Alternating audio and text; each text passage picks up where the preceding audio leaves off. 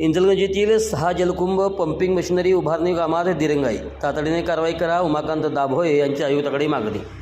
महाराष्ट्र सुवर्ण जयंती नगरोत्थान महाअभियानांतर्गत इंचलगंज शहरासाठी मंजूर करण्यात आलेल्या 6 जलकुंभ व पंपिंग मशिनरी उभारणीच्या कामामध्ये मोठ्या प्रमाणात दिरंगाई होत असून ही कामे अत्यंत संत व असमाधानकारक गतीने सुरू असल्याचा गंभीर आरोप भारतीय जनता पार्टीचे इंचलगंज उपाध्यक्ष उमाकांत दाभोळे यांनी केला आहे।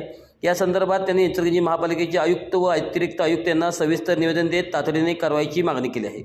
इंचलगंज शहराच्या पाणीपुरवठा योजनेअंतर्गत मंजूर करण्यात आलेल्या या 6 जलकुंभ पंपिंग मशिनरी उभारणीच्या कामाची एकूण अंदाजित किंमत 31 कोटी रुपयांहून अधिक आहे। सदर कामासाठी Gorur infra projects private limited Nerul Navi Delhi Navi Mumbai या कंपनीस दिनांक 12 सप्टेंबर 2025 रोजी कार्य आदेश देण्यात आले असून करारानुसार ही कामे 18 महिन्यात पूर्ण करणे बंधनकारक आहे। मात्र कार्य आदेश देऊन आज तागात सुमारे 5 ते 6 महिने उलटून गेले असतानाही प्रत्यक्ष कामाची प्रगती अत्यंत नगण्य असल्याचेही निदर्शनास येत आहे।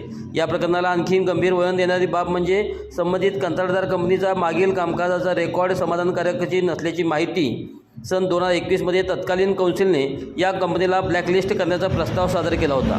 अशी नोंद असतानाही शहराच्या भविष्यासाठी अत्यंत महत्त्वाच्या व कोट्यवधी रुपयाचा प्रकल्प त्याच कंपनीला देण्यात आल्याने नागरिकांमध्ये व लोकप्रतिनिधींमध्ये प्रश्नचिन्ह उपस्थित झाले आहे। इंचलगंज शहर आधीच पाणी टंचाई, गळती, अपुरा दाब व अनियमित पाणीपुरवठा या गंभीर समस्यांना सामोरे जात आहे। जलकुंभ उभारणीचा प्रकल्प वेळेत पूर्ण न झाल्यास त्याचा थेट फटका शहरातील सर्वसामान्य नागरिकांना बसणार असून परिस्थिती आणखीन बिकट होण्याची शक्यता आहे। या पार्श्वभूमीवर उमाकांत दाभोळे यांनी महानगरपालिका प्रशासनाकडे 6 जलकुंभ उभारणीच्या कामाची तातडीने प्रत्यक्ष स्थळावर पाहणी करण्याची मागणी केली आहे। तसेच संबंधित कंत्राटदाराकडून प्रत्येक जलकुंभासाठी स्वतंत्र व कालबद्ध कृती आराखडा ॲक्शन प्लॅन सादर करून घेण्याचे कामात दिरंगाई, निष्काळजीपणा किंवा अकार्यक्षमता आढळल्यास करारातील तरतुदीनुसार कठोर प्रशासकीय कारवाई करण्याचे आदेश करावेत अशी मागणी केली आहे। नागरिकांच्या हितासाठी प्रशासनाने तातडीने हस्तक्षेप करावा अशी मागणी यांनी यावेळी केली आहे।